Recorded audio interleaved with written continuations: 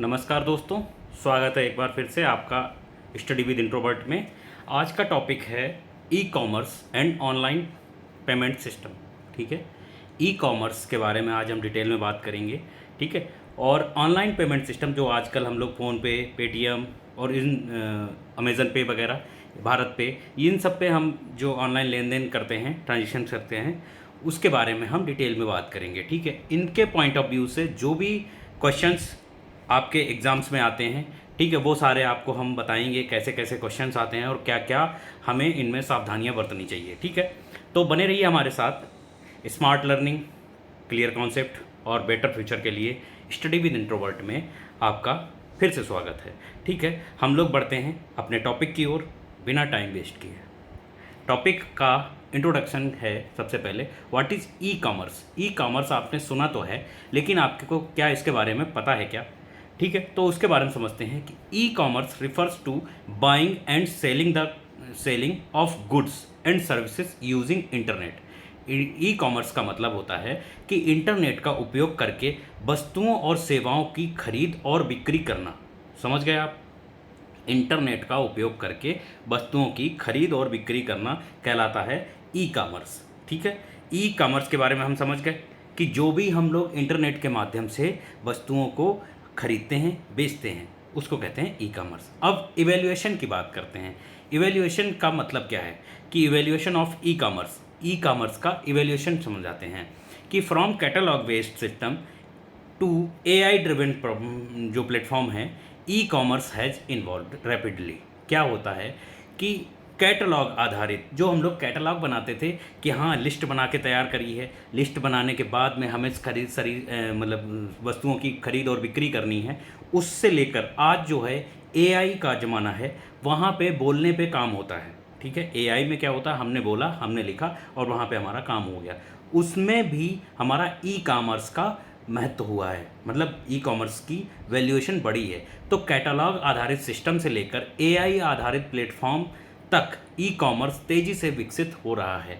इसी को कहते हैं evolution of commerce, e commerce. ठीक है, नेक्स्ट आता है स्कोप ऑफ ई कॉमर्स। मतलब स्कोप क्या है ई कॉमर्स का? तो e commerce includes online shopping, e banking, e learning, e ticketing. मतलब क्या करता है कि ई कॉमर्स में क्या क्या है? ई कॉमर्स में आता है कि ऑनलाइन ख़रीदारी आती है, ठीक है, ऑनलाइन बैंकिंग आती है, ऑनलाइन सीखना आता है कि जैसे हमने क्या करा कि कोई भी चैनल का सब्सक्रिप्शन ले लिया, सब्सक्रिप्शन हमने ऑनलाइन ही लिया, तो वो कहलाता, वो भी ई कॉमर्स में आता है। ई टिकटिंग में जैसे हमें बस का टिकट लेना है, ट्रेन का टिकट लेना है ना, एरोप्लेन का टिकट लेना, कहीं भी आपको आना जाना है, तो वो भी हम लोग ई टिकटिंग के माध्यम से मतलब ई कॉमर्स में हम लोग इन्वेस्ट करते हैं। तो ये सब जो है इत्यादि, जो ये सब जो भी हम लोग ऑनलाइन करते हैं, वो सब ई कॉमर्स में आता है। ऑनलाइन लेन देन समझ लीजिए, तो वो ई कॉमर्स में ही आता है। ठीक है, नेक्स्ट आता है कैरेक्टरिस्टिक्स ऑफ ई कॉमर्स। मतलब विशेषताएं क्या हैं ई कॉमर्स की? तो सबसे पहले आता है डिजिटल ट्रांजैक्शन। तो डिजिटल ट्रांजैक्शन जो होता है, globally reach 24/7 availability, paperless system. मतलब ई कॉमर्स में सबसे बड़ी विशेषता क्या है इसकी कि ये तो एक तो ग्लोबली है, मतलब वर्ल्ड वाइड आप कहीं भी बैठे हैं, ठीक है, आप कर सकते हैं। कुछ भी आपको लेन देन करना है, खरीदारी करना है, सीखना है, टिकटिंग करनी है, कुछ भी आपको करना है, आप कहीं भी बैठ के आप इसको कर सकते हैं। आपको एक पर्टिकुलर जगह पे नहीं जाना है। ठीक है, पहली तो ये हो गई। दूसरी क्या है कि ये 24/7, मतलब 24 घंटे और सातों दिन। ये नहीं कि संडे की छुट्टी है, मंडे की छुट्टी है, या ट्यूसडे को कोई त्यौहार आ गया, तो ऐसा नहीं है ना। ई कॉमर्स अगर आप यूज़ कर रहे हैं, तो ई कॉमर्स में क्या आता है कि आपको 24/7 आपको सेवाएं मिलेंगी। ठीक है, और क्या है, और ये पेपरलेस है, इसमें कोई भी पेपर का आदान प्रदान नहीं है। सबसे बड़ी बात है कि जो हमारी जो इन्वायरमेंट है, इन्वायरमेंट में हम लोग पेड़ों की कटाई हो रही है ना, इससे हम लोग पेपर बनाते हैं, पेपर का लेन देन जो है वो भी कम हो गया है हम लोग ई कॉमर्स के माध्यम से। पहले क्या करते थे, पूरी लिस्टिंग करते थे, लिस्टिंग के बाद पेपर से काम करते थे, पेपर का इस्तेमाल होता था। अब क्या है, पूरा पेपरलेस सिस्टम है। तो ये सब कहलाता है ये फैसिलिटीज़ हैं, ये करेक्टरिस्टिक्स हैं किसके, ई कॉमर्स के। नेक्स्ट आते हैं, नेक्स्ट पढ़ेंगे टाइप ऑफ ई कॉमर्स। मतलब प्रकार क्या हैं ई कॉमर्स के? तो सबसे पहले आता है, इसके 5 प्रकार हैं। कौन कौन से? कि बिजनेस टू बिजनेस पहला हो गया, बिजनेस टू बिजनेस मतलब बी टू बी, है ना। दूसरा है बी टू सी मतलब बिजनेस टू कंज्यूमर, ठीक है। तीसरा है सी टू सी मतलब कंज्यूमर टू कंज्यूमर। चौथा है सी टू बी यानी कंज्यूमर टू बिजनेस। और पांचवा है बिजनेस टू गवर्नमेंट, ठीक है, बी टू जी। ये सारे टाइप्स हैं किसके? ई कॉमर्स के। इनके बारे में भी हम डिटेल में बात करेंगे, ठीक है। तो सबसे पहले आता है बी टू बी मॉडल मतलब बिजनेस टू बिजनेस मॉडल। तो ट्रांजैक्शन बिटवीन क्या होता है इसमें?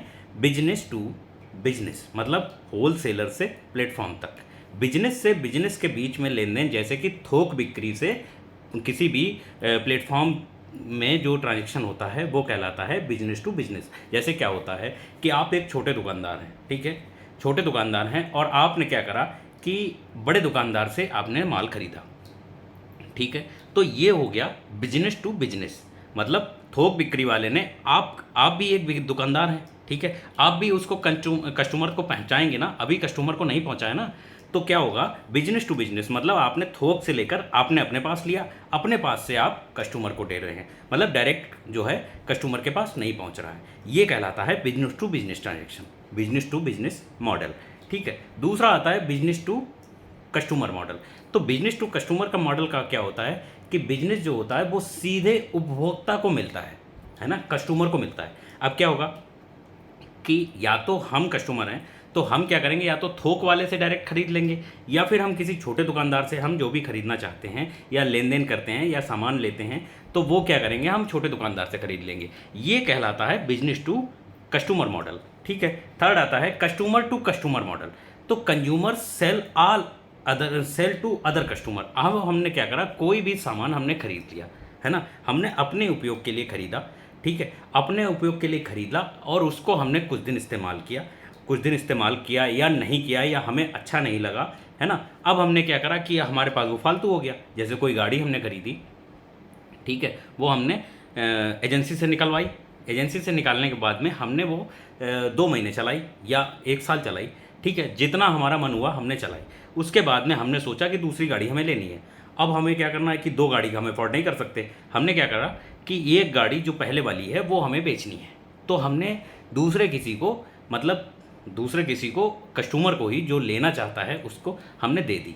तो ये एक ऐसे प्लेटफॉर्म के थ्रू दे दिया जैसे OLX हो गया, है ना, E2B हो गया, ईबे, ये सारे जो होते हैं वो क्या करते हैं, कस्टमर से कस्टमर को ट्रांजेक्शन करवाते हैं। ये कहलाता है C2C मॉडल मतलब कस्टमर टू कस्टमर मॉडल, ठीक है। नेक्स्ट आता है कस्टमर टू बिजनेस मॉडल।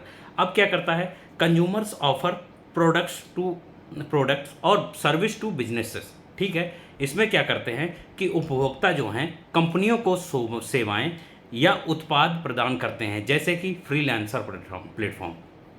इसमें क्या होता है कि जो कस्टमर होते हैं वो कंपनियों को अपने उत्पाद पहुंचाते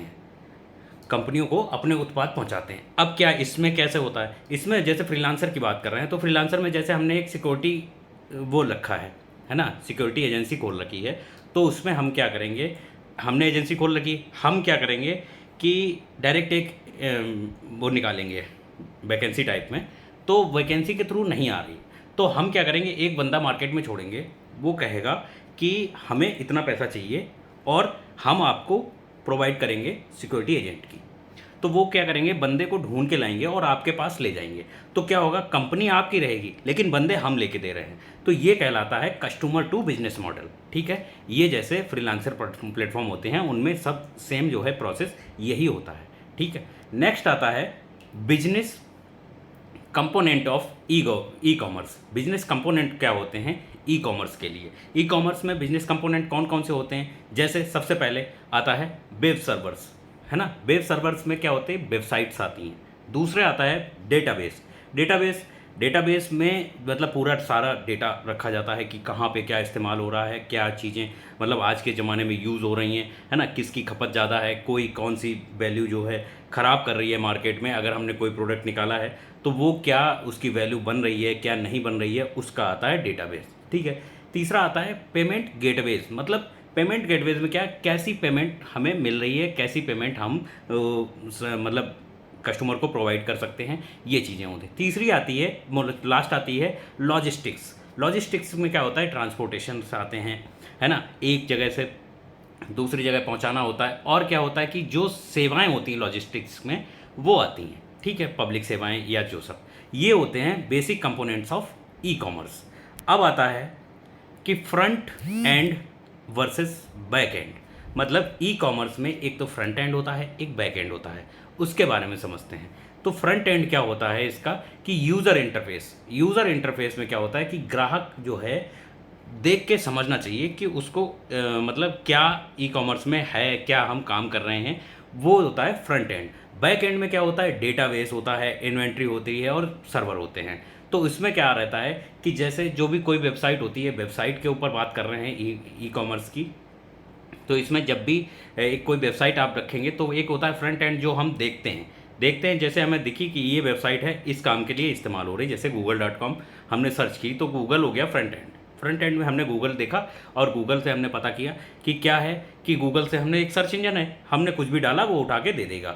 बैक एंड में क्या होता है कि बैक एंड में वो सर्वर कैसा रहता है ना, किस सर्वर पे वो वर्क कर रहा है। दूसरा होता है डेटाबेस, जो आपने खोजा है उस पर वो कौन सा डेटा आपको दे रहा है, ये आपको दिखाई नहीं पड़ेगा, लेकिन वो डेटाबेस में से निकाल के आपको डेटा देता है, ठीक है, ये कहलाता है बैक एंड, ठीक है। अब आता है next, e commerce website structure. E commerce की वेबसाइट जो होती हैं उनका स्ट्रक्चर कैसा होता है, उनका स्ट्रक्चर होता है, सबसे पहले आता है होम पेज, फिर आता है प्रोडक्ट पेजेस, फिर आता है कार्ट, फिर उसके बाद में चेकआउट, फिर आता है सपोर्ट। देखिए, आप जैसे कोई भी ई कॉमर्स वेबसाइट खोलिए, जैसे आज के ज़माने में सबसे ज़्यादा क्या आ रहा है, जोमेटो चल रहा है, स्विगी चल रहा है, ठीक है, और ब्लिंकिट चल रहा है, ये सारी ई कॉमर्स वेबसाइट है, ठीक है। आपने क्या करा, जैसे ही आपने जैसे ब्लिंकिट खोला, वो एक होम पेज प्रोवाइड करेगा, होम पेज खुलेगा, होम पेज के बाद में आएगा कि आपने क्या सर्च करना है, प्रोडक्ट पेज आएगा, फिर आएगा प्रोडक्ट पेजेस, फिर आदमी आएगा कि आपको लेना क्या है, जैसे बुक्स लेनी है ना, मेडिसिन लेना है या कुछ भी सर्च करना है, कुछ भी लेना है, तो वो उसको आप जो है कार्ट में ऐड करिए। ऐड करने के बाद में आप चेकआउट करिए। चेकआउट करने का मतलब होता है कि आपको कितना पेमेंट देना है, कितना आपका बनता है, ठीक है, आपको छूट क्या मिलती है, जो भी है, जो ऑफर मिलता है वो कहलाता है चेकआउट, ठीक है। इसके बाद में आता है सपोर्ट, है ना।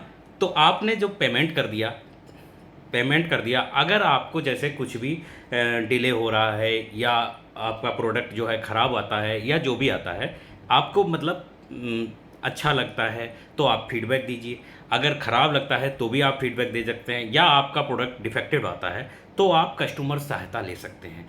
ये होता है वेबसाइट स्ट्रक्चर उसका ई कॉमर्स का। ई कॉमर्स का स्ट्रक्चर समझ गए कि सबसे पहले होम पेज आएगा, फिर आएगा जो प्रोडक्ट पेज, फिर उसके बाद में कार्ट आएगा, फिर आएगा चेकआउट के बाद में सपोर्ट आएगा। ये सारा जो है वेबसाइट स्ट्रक्चर होता है ई कॉमर्स का, ठीक है। नेक्स्ट बढ़ते हैं लॉजिस्टिक्स एंड डिलीवरी। लॉजिस्टिक्स में क्या होता है कि अभी हमने बताया कि ट्रांसपोर्टेशन में जो वर्क होता है वो कहलाता है लॉजिस्टिक्स। लॉजिस्टिक्स में सबसे पहले आता है वेयर हाउसिंग। वेयर हाउसिंग में क्या होता है कि गोदाम से कोई भी सामान को जो है वो लेना, ठीक है, उठाना। उसके बाद में आता है पैकिंग, उस सामान की, जैसे कोई कांच का सामान है या कोई कपड़ा है या खाने का सामान है ना, या जैसे मतलब कुछ भी, आप कोई भी प्रोडक्ट है आपका, वो आपने सामान को पैकिंग किया, उसी के अकॉर्डिंग जैसा वो सामान है उसके अकॉर्डिंग वो पैकिंग करना। फिर क्या आता है, डिलीवरी पार्टनर्स आते हैं कि हमने जो है, हमने किससे मंगाया, हमने मंगाया स्विगी से, ठीक है, या हमने मंगाया ब्लिंकिट से। जैसे हमने ब्लिंकिट से मंगाया कि हमने जरा एक जो है एक स्क्रू होल्डर ले लिया, स्क्रू होल्डर जो होता है मतलब स्क्रू होल्डर ले लिया, और क्या है कि एक स्क्रू ड्राइवर ले लिया, है ना, जो भी है एक सेट मंगा लिया पूरा हमने। वो क्या करेगा, हमने ब्लिंकिट से ऑर्डर किया, ब्लिंकिट वाले तुरंत जो है पार्टनर से संपर्क करेंगे, उसके बाद में ब्लिंकिट वाले अपना ट्रैकिंग सिस्टम देंगे। फिर लास्ट आता है क्या, ट्रैकिंग सिस्टम। ट्रैकिंग सिस्टम से हमें पता लग जाता है कि हमारा ऑर्डर कहाँ पे पहुँचा है और हम तक कितनी देर में आ रहा है, कौन सी डेट में आएगा, ठीक है, किस समय पे आएगा, और जब हमें वो प्रोडक्ट मिलेगा तो वेबसाइट कौन सी होगी कि जिससे हमने ऑर्डर किया। मतलब ई कॉमर्स वेबसाइट कौन सी होगी? ब्लिंकिट। हमने ब्लिंकिट से ऑर्डर किया है तो ब्लिंकिट वाला ही हमें देने आएगा। ठीक है, ये होता है logistics and delivery system e commerce का। ठीक है, नेक्स्ट आता है role of CRM in e commerce. CRM क्या होता है? तो सीआरएम मतलब होता है कस्टमर रिलेशनशिप मैनेजमेंट। ठीक है, तो सीआरएम मतलब हो गया कस्टमर रिलेशनशिप मैनेजमेंट। ये क्या करते हैं? ये करते हैं, ये एक टूल्स प्रोवाइड करते हैं to improve management and satisfaction. क्या करते हैं ये कि ये सीआरएम जो होता है कस्टमर रिलेशनशिप मैनेजमेंट जो होता है वो टूल्स होते हैं जो कस्टमर वो इम्प्रूवमेंट करते हैं किसमें? Improvement engagement and satisfaction. मतलब कस्टमर का इंगेजमेंट इंप्रूव हो कि मतलब कोई भी हमने सामान मंगाया तो ऐसा ना हो कि वो ख़राब पहुंच जाए जिससे हमारा इंगेजमेंट उससे उस वेबसाइट से टूट जाए। ठीक है, और क्या है? सेटिस्फेक्शन। हमने कोई भी चीज़ मंगाई है तो वो हमें सेटिस्फाई करनी चाहिए। ये कहलाता है रोल ऑफ सीआरएम, मतलब कस्टमर रिलेशनशिप मैनेजमेंट होता है। इसका रोल होता है कस्टमर को सेटिस्फाई करने में, है ना, टूल ग्राहकों को संतुष्टि देने में, और क्या है, दोबारा बिक्री करने में सहायता करते हैं। कि जैसे हमने अगर कोई भी माल, कोई भी प्रोडक्ट हमने मंगाया है तो वो हमें अगर संतुष्ट करेगा तो हम वो प्रोडक्ट दोबारा मंगाएंगे या किसी को हम बताएंगे कि ऐसा प्रोडक्ट आप मंगा सकते हैं। ठीक है, तो उनसे उनकी जो है बिक्री भी बढ़ेगी और क्या होगा, कस्टमर जो रिलेशनशिप होती है वो भी बढ़ती है। ठीक है, ये सीआरएम का रोल होता है। ठीक है, नेक्स्ट आता है, नेक्स्ट हम पढ़ते हैं क्या, what is an online payment system. Online payment system क्या है कि a digital method to transfer funds electronically via internet.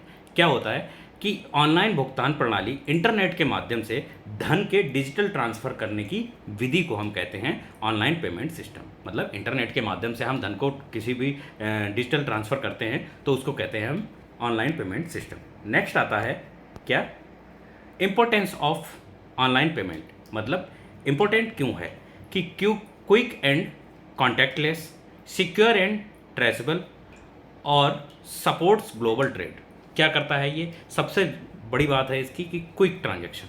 ठीक है, क्विक मतलब जल्दी से जल्दी, तुरंत, मतलब आपको ना गिनना है, आपको कितना भी कैश हो, ठीक है, आपको गिनने की झंझट नहीं, तुरंत आपने डाला कि हमें 50 लाख ट्रांसफ़र करने, पट से तुरंत वो हो गया, ट्रांसफ़र हो गया। ठीक है, आपको गिनना भी नहीं, आपके अकाउंट में है होना चाहिए, बस उधर से ट्रांसफ़र हो गया। दूसरा क्या है, कॉन्टैक्टलेस, कि मतलब हम एक दूसरे के संपर्क में नहीं आते हैं, जिससे अगर हम कोई बीमारी में ग्रसित हैं तो सामने वाले को बीमारी से ग्रसित होने से बच सकते हैं। दूसरा क्या है कि सिक्योर होता है। ये सिक्योर है कि ना चोरी होगा, ना आपका कोई छीन के ले जाएगा, आपने जिसको देना है उसको आप दे सकते हैं। और क्या है, ट्रेसेबल सपोर्ट। इसमें क्या है कि आप जो है वैश्विक व्यापार जब हम कर रहे हैं, कहीं भी विश्व में बैठ के आप व्यापार कर रहे हैं तो क्या होगा कि आपको ट्रेसेबल होता है कि आपने यहाँ फलाने जगह पे आपने ट्रांजैक्शन करना है, उसको भेज दीजिए तो उसको आप ट्रैक कर सकते हैं। ठीक है, इसलिए ये इम्पॉर्टेंट है। नेक्स्ट आता है types of online payment system. Types क्या क्या हैं ऑनलाइन पेमेंट सिस्टम के? टाइप कौन कौन से हैं? सबसे पहले आता है क्रेडिट कार्ड, डेबिट कार्ड। ठीक है, क्रेडिट कार्ड के माध्यम से हम पेमेंट कर सकते हैं। दूसरा करते हैं डेबिट कार्ड के माध्यम से। ठीक है, क्रेडिट कार्ड, डेबिट कार्ड आप जानते होंगे। क्रेडिट कार्ड में क्या होता है कि हमारे पास पैसा ना होने, हमारे अकाउंट में नहीं है, तब भी क्या होगा कि बैंक हमें लोन की तरीके से एक पैसा दे देती है। ठीक है, वो कहलाता है कार्ड। कौन सा कार्ड? Credit card. उसके बाद में आता है डेबिट कार्ड। डेबिट कार्ड ऐसा होता है कि जो आपके अकाउंट में है उसी से आप पैसा दीजिए। ठीक है, फिर आता है net banking, cards net banking, कि आपके अकाउंट में पैसा है, आपने उधर से फंड जो है वो ट्रांसफ़र कर दिया, वो कहलाता है नेट बैंकिंग। तीसरा आता है यूपीआई। यूपीआई का फुल फॉर्म होता है यूनिफाइड पेमेंट इंटरफेस। मतलब यूपीआई मतलब यूनिफाइड पेमेंट इंटरफेस। ठीक है, ये कहलाता है यूपीआई। यूपीआई तो आप सभी जानते हैं, फ़ोनपे, यूपीआई, भारत पे, है ना, अमेजन पे, कुछ भी आप यूज करिए, पेटीएम, है ना, ये सारे यूपीआई में आता है। फिर आता है डिजिटल वैलेट्स। डिजिटल वैलेट्स क्या होते हैं कि कोई भी आप कोई भी यूपीआई इस्तेमाल कर रहे हैं तो उसमें क्या होता है, डिजिटल वैलेट होता है। डिजिटल वैलेट में आप उसको फंड को आप अपने डिजिटल वैलेट में सेव कर सकते हैं। ठीक है, आपके अकाउंट से कट जाएगा और डिजिटल वैलेट में सेव हो जाएगा, वो कहलाता है डिजिटल वैलेट्स। ठीक है, उसके बाद में आता है क्रिप्टो पेमेंट्स। क्रिप्टो पेमेंट्स जो होती है एक तरीके की, एक अलग तरीके का कॉइन होता है जिसकी मार्केट में वैल्यू बनती है। क्रिप्टो कॉइन्स, है ना, क्रिप्टो कॉइन्स आपने सुने होंगे, पिछली बार जो है मतलब बहुत अच्छा इसका मार्केट उठा था, तो ये कहलाती है क्रिप्टो पेमेंट्स, है ना। नेक्स्ट आता है पेमेंट गेटवेज। पेमेंट गेटवेज क्या होते हैं? तो इसके एग्जाम्पल होते हैं, ये गेटवे जो होते हैं सुरक्षित रूप से विक्रेता और ग्राहक के बीच में भुगतान कराते हैं। समझे? ये गेटवेज क्या होते हैं कि ये जो हैं सुरक्षित पेमेंट भुगतान कराते हैं किसके बीच में? ग्राहक और विक्रेता के बीच में। सुरक्षित मतलब जब भी हम आपको ट्रांसफ़र कर रहे हैं पैसा तो वो आपका मारा नहीं जाएगा, ठीक है, आपके पास पहुंच जाएगा और हमारा चला जाएगा, या आप हमें भेज रहे हैं तो आपका हमारे पास आ जाएगा। तो ये जो जो प्लेटफॉर्म होता है वो कहलाते हैं पेमेंट गेटवेज। और ये कौन कौन से हैं? जैसे रोज़र पे हो गया, पेटीएम हो गया, है ना, पेपल हो गया। These securely process payments between buyer and sellers. ठीक है, समझ गए?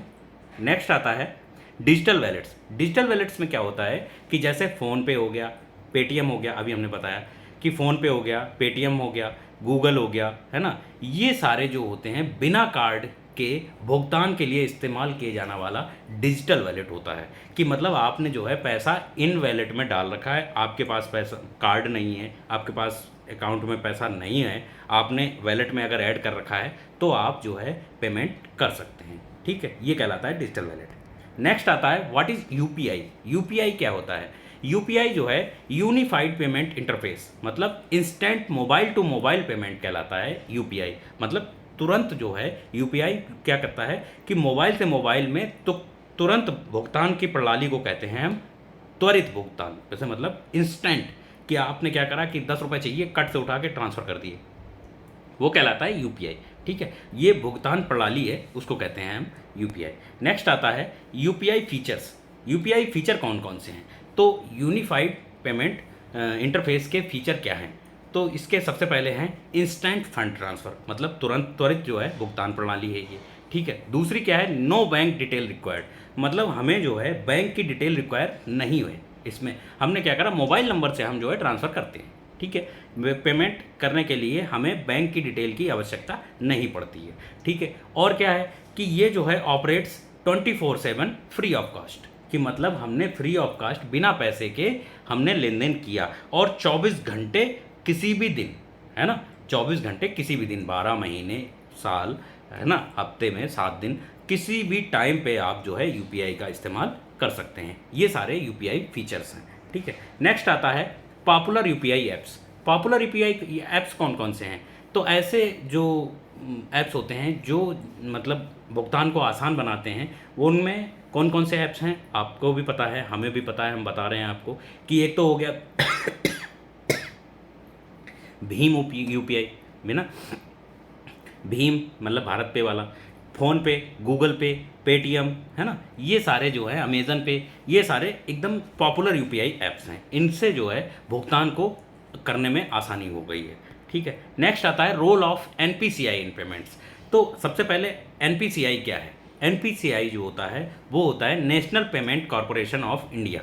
ये देखिए आजकल क्या है कि हमारा कोई भी भुगतान आता है तो हमारी बैंक्स मांगती हैं कि आपका अकाउंट जो है एनपीसीआई से लिंक हो चुका है क्या, है ना। अगर आपका अकाउंट एनपीसीआई से लिंक नहीं है तो आपका कोई भी पेमेंट जो भी सरकार के द्वारा आता है, पेंशन आती हैं या स्कॉलरशिप आती है, उसमें आपको असुविधा हो सकती है। ठीक है, तो आजकल सभी बैंक ने ये बोल रखा है कि आप अपना अकाउंट पहले एनपीसीआई कराइए। एनपीसीआई का मतलब होता है national payment corporation of India.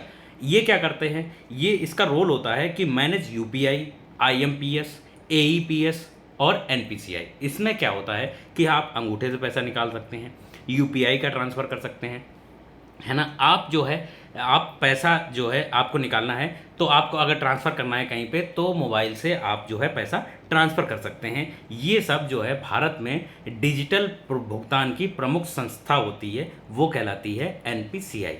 ठीक है, नेक्स्ट आता है Aadhaar enabled payment system, AEPS. AEPS क्या है? Aadhaar enabled payment system. ये क्या कहलाती है कि जैसे जब भी हम लोग कहीं भी जा रहे हैं, हमारे पास ना कार्ड है ना हमारे पास मोबाइल है और हमें पैसे की ज़रूरत है, ठीक है, हमें अपना आधार कार्ड हमारे पास है, तो हम क्या करेंगे, अपने आधार कार्ड से अपने बायोमेट्रिक लगा के हम अपना पेमेंट जो है मतलब भुगतान कर सकते हैं। ये कहलाता है एईपीएस, मतलब आधार इनेबल्ड पेमेंट सिस्टम। तो इसमें क्या रहता है कि biometric based payments linked with Aadhaar card. ठीक है, आधार आधारित भुगतान प्रणाली जो कि बायोमेट्रिक का उपयोग करती है वो कहलाती है एईपीएस। ठीक है, नेक्स्ट आता है सिक्योरिटी इन ऑनलाइन पेमेंट। तो सिक्योरिटी क्या है ऑनलाइन पेमेंट में, क्या होता है सिक्योरिटी क्या है? तो सबसे पहले SSL इंक्रिप्शन, ठीक है। दूसरी आता है OTP वेरिफिकेशन। तीसरा आता है 2 फैक्टर अथेंटिकेशन। तो उसमें सबसे पहले देखो सिक्योरिटी वाला इंक्रिप्शन होता है कि सबसे पहले आप अपने मोबाइल को जब ऑन करेंगे तो सब किसी भी ऐप में जब जाते हैं तो उसमें एक अलग से सिक्योरिटी वाला क्वेश्चन आप डाल रखे होते हैं, या तो आपने कोई पासवर्ड डाला है ना, या आपने वो क्या होता है मतलब पैटर्न कोई बना के रखा है, या आपने थंब वाला लगा रखा है। तो ये होता है सिक्योरिटी इंक्रिप्शन, ठीक है, सबसे पहला।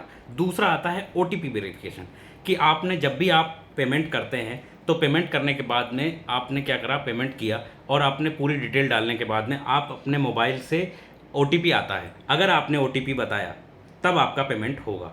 फिर उसके बाद में आता है 2 फैक्टर अथेंटिकेशन, कि 2 फैक्टर अथेंटिकेशन में क्या होता है कि आप जो है भुगतान, जब कोई भुगतान कर रहे हैं तो उसमें जो है आप किसी भी टाइम पे क्विट कर सकते हैं, ठीक है। उसमें आपकी मतलब ना आपका पेमेंट कटेगा ना आपका कहीं जाना होगा, ठीक है। इसलिए ये डेटा जो है कभी लीक भी नहीं होता इसका, कि आपने क्या करा। टू फैक्टर अथेंटिकेशन में क्या होता है कि आप अपना डेटा जब भी सेव कर रखा है, जो भी कार्ड्स वगैरह, ये सारे लीक नहीं होते हैं, ठीक है। ऐसा नहीं कि आपका मोबाइल कोई और इस्तेमाल कर ले और उसके बाद में वो पेमेंट कर ले, ऐसा नहीं होता है। इसलिए ये 2 फैक्टर अथेंटिकेशन आता है।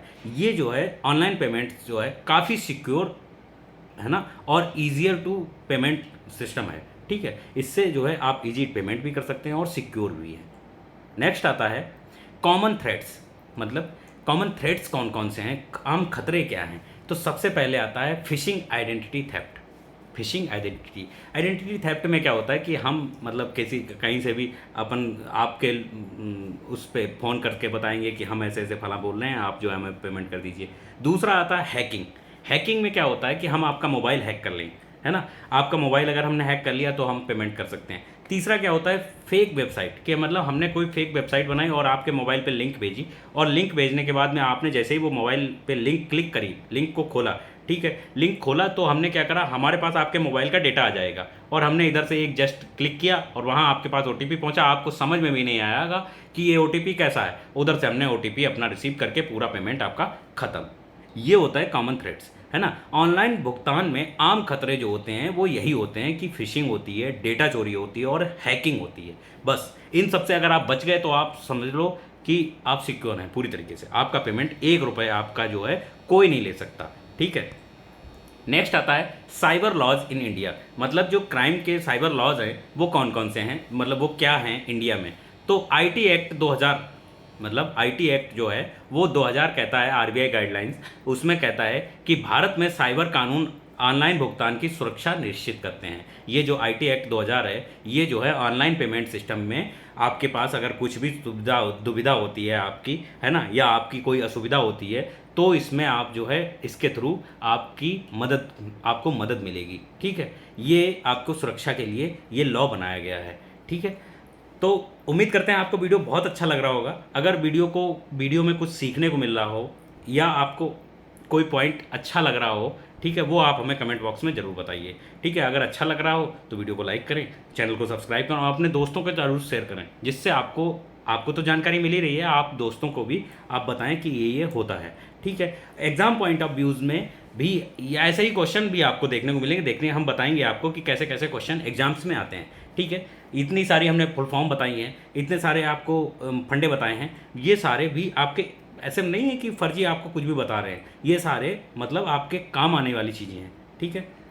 नेक्स्ट है advantage of online payment system, कि अब इसके लाभ क्या हैं, ऑनलाइन पेमेंट सिस्टम के लाभ क्या हैं। सबसे पहला आता है फास्ट एंड कन्वीनियंट, है ना, सबसे बड़ी बात है कि फास्ट है। फिर उसके बाद में आता है रिड्यूसेस पेपर वर्क, तो पेपर वर्क का हमने बिल्कुल ख़त्म ही कर दिया, ठीक है। तीसरी क्या है कि इनहेंस ट्रांसपेरेंसी में क्या होता है कि ये जो है पारदर्शिता आती है कि हमने इतने पैसे का ट्रांजैक्शन किया है, वो आपको भी पता है और हमें भी पता है, तो इसमें हम दोनों के बीच में जो ट्रांसपेरेंसी है वो आ रही है, ठीक है। इसके बाद में यही है कि फास्ट और मतलब तेज है, कागज रहित है और पारदर्शी भुगतान प्रक्रिया है, ये कहलाती है, ये इसके लाभ हैं ऑनलाइन पेमेंट सिस्टम के, ठीक है। नेक्स्ट आता है डिसएडवांटेज। डिसएडवांटेज में क्या आता है कि डिसएडवांटेज क्या है ऑनलाइन पेमेंट सिस्टम के, कि सबसे पहला है कि इंटरनेट डिपेंडेंसी है, कि अगर आपका इंटरनेट नहीं चल रहा या आपके पास इंटरनेट की सुविधा नहीं है तो आप इसका लाभ नहीं ले सकते। फिर क्या आता है, टेक्निकल ग्लिचेस आते हैं। टेक्निकल ग्लिचेस में क्या होता है कि जैसे कभी कभी सर्वर डाउन हो जाता है, आप कहीं पे फंसे हुए हैं, आपके पास पैसे नहीं है नगद में, ठीक है, आपने कहीं पे पेट्रोल भराया और आपने ऑनलाइन ट्रांजेक्शन किया और वहाँ पे पता चला कि आपका जो है सर्वर डाउन है। तो सर्वर डाउन है तो इसमें जो है कभी कभी मतलब रेयर होता है, ये 99.9% तो नहीं होता है, लेकिन 0.1% के इसमें चांस आते हैं और कभी कभी ये जो है टेक्निकल ग्लिचेस आ जाते हैं, ठीक है। इसमें कभी कभी असुविधा होती है, ठीक है। उसके बाद में आता है रिस्क ऑफ फ्रॉड, मतलब धोखाधड़ी की संभावना होती है कि आप जो है सामने वाले को देख तो नहीं रहे हैं लेकिन वो आपसे कभी कभी भी आपका फंड जो है चोरी हो जाता है। आजकल ये बहुत ज़्यादा धोखाधड़ी बढ़ भी रही है, ठीक है। अगर आप समझदार रहें तो आप सुरक्षित रहेंगे, ठीक है। नेक्स्ट आता है फ्यूचर ऑफ ई कॉमर्स, मतलब भविष्य क्या है ई कॉमर्स का। तो सबसे पहले drone delivery, AI based recommendations, voice commerce, मतलब सबसे पहले आता है ड्रोन डिलीवरी। तो ड्रोन डिलीवरी में क्या होता है कि हमने जो है ई कॉमर्स के साथ में हमने कोई भी ऑर्डर किया तो उसको अभी क्या है, अभी आज के समय में जब भी हमने कोई जैसे खाना ऑर्डर किया तो क्या होगा, एक कोई व्यक्ति आता है जो हमें खाना दे जाता है दरवाजे पे, ठीक है। अब क्या है भविष्य में जो होता है कि आप ऑर्डर करेंगे और वहाँ से एक ड्रोन आएगा अपना आपका पैकेट लेके और आपके दरवाजे पे छोड़ जाएगा और आपको स्कैनर देगा, आप जो है उसका पेमेंट कर दीजिए। ये इसका फ्यूचर है ई कॉमर्स का, ठीक है। इसके बाद में AI सुझाव और वॉइस कॉमर्स। AI सुझाव में क्या होता है कि आप जो है AI बेस्ड रिकमेंडेशन कर सकते हैं, कि मतलब हमने बोला और वो आपसे AI जो है आपका जवाब देगा, आपको तुरंत सुझाव देगा, है ना। और क्या होगा कि आपकी जो क्वालिटी में इम्प्रूवमेंट करने के लिए वो बताएगा। ये सब AI बताएगा, कंप्यूटर बताएगा, इंसान नहीं बताएगा। ये सब चीज़ें फ्यूचर में होने वाली हैं, ठीक है। और उसके बाद में क्या होता है वॉइस कॉमर्स, मतलब हमने बोला उधर से काम हो गया। ये सारे जो हैं नवाचार भविष्य हैं, आने वाले भविष्य में ये सब चीज़ें हो सकती हैं, ठीक है। नेक्स्ट आता है role of AI and big data, मतलब AI का रोल क्या है और बिग डेटा का रोल क्या है इसके बारे में। तो ई कॉमर्स क्या करता है, uses AI to personalise shopping and predict trends, मतलब AI का रोल क्या होता है कि ये जो है पर्सनलाइज करते हैं शॉपिंग को, कि आज क्या खरीदा गया, ठीक है, आज किसकी सबसे ज़्यादा खरीदारी हुई, और उसमें जो है प्रिडिक्शन लगाएंगे कि कल ये हो सकता है। तो उसमें सुझाव, मतलब AI और बिग डेटा को खरीदारी और व्यक्तिगत और बुद्धिमान बनाते हैं, मतलब व्यक्तिगत जो भी है उसको खरीदारी को बुद्धिमान बनाते हैं कि हमें कल जो है किसकी ज़रूरत पड़ सकती है तो हम अपना आज ही जो है उसका स्टोर करके रख सकते हैं कि कल हमें इसकी ज़रूरत पड़ेगी, हमने उठा के स्टोर में रख लिया और जो है हमने कस्टमर को कभी निराश होने ही नहीं दिया। AI हमारा ये रोल निभाएगा। डेटा कलेक्शन से हमें ये पता लग जाएगा कि आज इसकी ज़्यादा खपत हो रही है, कल भी इसकी हो सकती है, ठीक है। नेक्स्ट आता है e commerce in rural India, मतलब जो गांव देहात में ई कॉमर्स का रोल क्या है ना। गांव देहात में expanding through digital literacy and mobile connectivity, क्या करते हैं कि ग्रामीण भारत में ई कॉमर्स मोबाइल और डिजिटल से शिक्षा बढ़ रहा है, मतलब डिजिटल से शिक्षा बढ़ रहा है। क्या है कि ई कॉमर्स जो है ग्रामीण क्षेत्र में क्या होता है कि मोबाइल आ गए हैं, ठीक है, हर हाथ में मोबाइल हो गया। इससे क्या है कि ई कॉमर्स के माध्यम से हमने जो है डिजिटल शिक्षा के बारे में जानकारी बढ़ गई है, ठीक है। हम लोग डिजिटल शिक्षा ले रहे हैं, एक दूसरे से जुड़ रहे हैं, और क्या है कि हम घर बैठे ऑनलाइन कोर्सेस ले रहे हैं, ऑनलाइन पढ़ाई कर रहे हैं, ऑनलाइन कुछ भी ऑर्डर कर रहे हैं। हमने मोबाइल मंगाया, मोबाइल आ गया, है ना, कंप्यूटर मंगाया, कंप्यूटर आ गया। ये सब चीज़ें धीरे धीरे बढ़ रही हैं, ठीक है, रूरल इंडिया में। नेक्स्ट आता है e commerce and government service, इसके बारे में भी बात कर लेते हैं। गवर्नमेंट सर्विस जो है वो क्या ई कॉमर्स, मतलब ई कॉमर्स में क्या रोल है उसका, ठीक है। तो ई कॉमर्स में जो है ई गवर्नेंस आ गई है। ई गवर्नेंस में क्या होता है कि हमने कोई भी शिकायत करी है ना, हमने कोई भी शिकायत करनी है कि हमारी गली ख़राब है, हमारा मोहल्ले में लड़ाई हो गई है, हमने उठा के तुरंत रिपोर्ट करनी है, तुरंत जो है ई कॉमर्स के माध्यम से, मतलब ई जो सेवाएं दे रखी हैं पुलिस वालों ने, या पुलिस का कोई भी काम है, तो हमने उठा के तुरंत वहाँ पे एप्लीकेशन टाइप किया और फट से भेज दिया, तो वहाँ से हमारा जो है हमारे घर बैठे सेवा हमें मिल जाती है। ठीक है, ई गवर्नेंस हो गई। दूसरी क्या है, ई प्रिक्योरमेंट। ई प्रिक्योरमेंट में क्या आता है कि जीएम पोर्टल। जीएम पोर्टल में जो होती हैं सारी जो है डिजिटल सेवाएं, डिजिटल सेवाएं में जैसे हमने क्या करना है कि कहीं पे एप्लीकेशन डालना है ना, कहीं पे भी हमें एप्लीकेशन डालना है या कोई सुविधा का लाभ लेना है, हमने उठा के तुरंत डाल दिया। ठीक है, डिजिटल सर्विसेज में आता है कि हमने क्या करा कि कुछ भी कोई फॉर्म हो गया, ये सारी जो है वो सारी ई कॉमर्स जो है वो गवर्नमेंट सर्विस अपना रही हैं और धीरे धीरे हमारा इंडिया बहुत आगे बढ़ रहा है। ठीक है, नेक्स्ट आता है crypto currency and e commerce. Crypto currency का मतलब क्या है? क्रिप्टो करेंसी जो है वो जो है एक अलग तरीके की करेंसी है जो हम लोग जो है रुपए में नहीं देती है ना। हमने क्या करा, रुपए में नहीं आती। अभी क्या है कि जैसे बिटकॉइन हो गया। बिटकॉइन के बारे में आपने सुना होगा कि पहले एक बिटकॉइन आता था, तो आपने बिटकॉइन अगर आपने खरीद के रखे हैं आज के समय पे, तो कल के हो सकता है उनकी वैल्यू बढ़ जाए रुपए से ज़्यादा, हो सकता है रुपए से ज़्यादा वैल्यू, मतलब रुपए से कम वैल्यू उसकी हो जाए। तो ये जो होती है वो क्रिप्टो करेंसी होती है जो डायरेक्ट आप इस्तेमाल नहीं कर सकते, अभी नहीं कर सकते, लेकिन भविष्य में आप जो है उसका डायरेक्ट तो नहीं कर पाएंगे, लेकिन क्रिप्टो करेंसी के बदले में आपको पैसा मिल जाएगा और आप उसका इस्तेमाल कर सकते हैं। ये भी ई कॉमर्स में इस्तेमाल हो जाती है। कुछ वेबसाइट जो हैं इसका जो है भुगतान के रूप में क्रिप्टो करेंसी का इस्तेमाल कर रही हैं, जैसे ये जियोस्फेयर है। जियोस्फेयर में आता है इस समय जियो कॉइन्स। तो जियो कॉइन्स जो हैं वो एक क्रिप्टो करेंसी का काम कर रहे हैं। अगर आपके पास जियो कॉइन्स ज़्यादा आते हैं तो आप क्या करेंगे, डेटा पैक खरीद सकते हैं उनसे। ठीक है, ये सब भी क्रिप्टो करेंसी के माध्यम का ही एक हिस्सा है। ठीक है, नेक्स्ट आता है क्विज। तो क्विज में हम जो है बताएंगे, टेस्ट योर नॉलेज करेंगे कि आपने क्या क्या सीखा उसके बारे में हमें बताइए। तो ई कॉमर्स और ऑनलाइन पेमेंट सिस्टम में जो भी हम जो है कुछ क्वेश्चन आपसे पूछेंगे, वो क्वेश्चन आप हमें कमेंट बॉक्स में बताइएगा कि ऐसा ऐसा हमें सीखने को मिला और ये हमने सीखा। ठीक है, अगर कोई वीडियो में अगर हमें आप कोई सुझाव देना चाहते हैं कि आप हमें ये वीडियो बनाना है, या और कोई आपको ऐसा कोई टॉपिक है जो आपको नहीं समझ में आता है, तो आप हमसे बोल सकते हैं डायरेक्टली कमेंट बॉक्स में। ठीक है, मैं उस पर बात करूँगा और मैं उस पर वीडियो बनाऊँगा आपके लिए। ठीक है, तो बढ़ते हैं क्विज की तरफ। सबसे पहले पहला क्वेश्चन है कि which of the following is not a component of e commerce system. E commerce system के लिए कौन सा ऐसा कंपोनेंट है जो, मतलब कौन सा कंपोनेंट ई कॉमर्स सिस्टम में नहीं है, नहीं आता है। ठीक है, और 4 ऑप्शन दिए गए हैं। एक ऑप्शन ए है वेब सर्वर, ऑप्शन बी है inventory system, option C operating system, option D payment gateway. जो भी आपको राइट ऑप्शन समझ में आए वो आप हमें कमेंट बॉक्स में जरूर बताइएगा। ठीक है, नेक्स्ट क्वेश्चन है विच protocol is used for secure online transaction. कि मतलब कौन सा प्रोटोकॉल जो है वो सिक्योर ट्रांजेक्शन के लिए, ऑनलाइन ट्रांजेक्शन के लिए यूज किया जाता है। ऑप्शन ए है FTP, ऑप्शन बी है TCP, ऑप्शन सी है HTTP, ऑप्शन डी है HTTPS। ठीक है, इन सब की आप हमें फुल फॉर्म भी बताइएगा कमेंट बॉक्स में। ठीक है, आपको ये सारी फुल फॉर्म हमारे पिछले वीडियोस में दिख जाएंगी। ठीक है, हमने बाकायदा इनका एक्सप्लेन भी किया है, एक एक पॉइंट का हमने पूरा बताया हुआ है। ठीक है, आपने अगर नहीं देखा है तो आप हमारी प्लेलिस्ट में जाके देख सकते हैं। लेकिन इनका ऑप्शन जो है, इस क्वेश्चन का आंसर आप हमें कमेंट बॉक्स में बताइएगा। ठीक है, नेक्स्ट क्वेश्चन है कि which Indian system allows instant bank to bank system, bank to bank payment using mobile apps. मतलब बीच इंडियन पेमेंट सिस्टम में क्या आता है कि bank to bank payment system using mobile.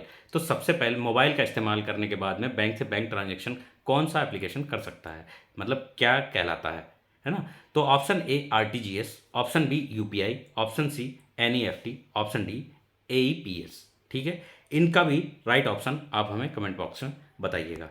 ठीक है, best practice for safe online system. अब आता है ऑप्शन क्या है कि बेस्ट प्रैक्टिस क्या है ऑनलाइन शॉपिंग के लिए। तो सबसे पहले यूज ट्रस्टेड वेबसाइट, कि मतलब आपने अगर ऑनलाइन शॉपिंग करनी है तो सबसे पहले आप क्या करें कि ऐसी वेबसाइट का इस्तेमाल करें जो ट्रस्टेड हों, विश्वसनीय हों। ठीक है, दूसरा क्या है कि avoid public wifi, public wifi का इस्तेमाल ना करें। जब भी आप ऑनलाइन शॉपिंग कर रहे हैं तो पब्लिक वाईफाई का इस्तेमाल ना करें। आप अपने मोबाइल का डेटा इस्तेमाल करें, या फिर जो वाईफाई इस्तेमाल कर रहे हैं वो अपना ही मोबाइल का, मतलब अपने पड़ोसी के मोबाइल का आप जो है डेटा इस्तेमाल करिए। अगर आप ऑनलाइन से वो, मतलब वो क्या है कि वो ट्रस्टेड होगा, ठीक है। और क्या है कि आप यूज़ स्ट्रॉन्ग पासवर्ड, कि मतलब आप अपनी ऑनलाइन शॉपिंग करते हैं तो क्या है कि उस ऐप का आप जो है पासवर्ड बनाइए, वो कि स्ट्रांग होना चाहिए, जिससे कि कोई और जो है उसको हैक ना कर पाए, और क्या है कि आपका डेटा लीक ना हो, ठीक है। नेक्स्ट आता है कंक्लूजन। कंक्लूजन क्या है कि हमने पूरा वीडियो हमने बना दिया, हमने आपको पूरा टॉपिक पढ़ा दिया, ठीक है। इसका कंक्लूजन क्या निकलता है कि कंक्लूजन में आता है, निष्कर्ष है ये कि e commerce and digital payments are the backbone of modern economy, है ना, secure, efficient and expanding every day. क्या कहते हैं कि ई कॉमर्स और डिजिटल भुगतान जो है आधुनिक अर्थव्यवस्था की रीढ़ बन गए हैं, ठीक है। आधुनिक अर्थव्यवस्था जो भी है आज के समय की, वो उसकी जो है ई कॉमर्स और डिजिटल भुगतान इसकी रीढ़ की हड्डी बन गए हैं। इनके बिना आज का आधुनिक जो अर्थव्यवस्था है वो अधूरी है, ठीक है। ये जो हैं वो तेज हैं, सुरक्षित हैं और लगातार बढ़ते हुए माध्यम है ई कॉमर्स, ठीक है। वीडियो में आज के लिए बस इतना ही। उम्मीद करते हैं आपको वीडियो अच्छा लगा होगा। अगर वीडियो आपको अच्छा लगा हो तो वीडियो को लाइक करें, चैनल को सब्सक्राइब करें और हमारे साथ जुड़े रहें। ऐसे ही इंटरेस्टिंग और मतलब एग्ज़ाम पॉइंट ऑफ व्यू से बहुत ही अच्छे वीडियो, नॉलेजेबल वीडियो आपको मिलते रहेंगे। अगर आपको कोई भी टॉपिक समझ में ना आ रहा हो या कोई टॉपिक आपको बताना है, पूछना है हमसे, तो आप हमें कमेंट बॉक्स में बता दीजिएगा, ठीक है, कि हम सर जी ये टॉपिक बनाइए, तो हम उस पर आपको वीडियो बना के देंगे। और स्टे कनेक्टेड, हमारे चैनल को सपोर्ट करें और हमसे जुड़े रहें। Thanks for watching, thank you. मिलते हैं एक इंटरेस्टिंग टॉपिक और नए वीडियो में आपके साथ। Thank you.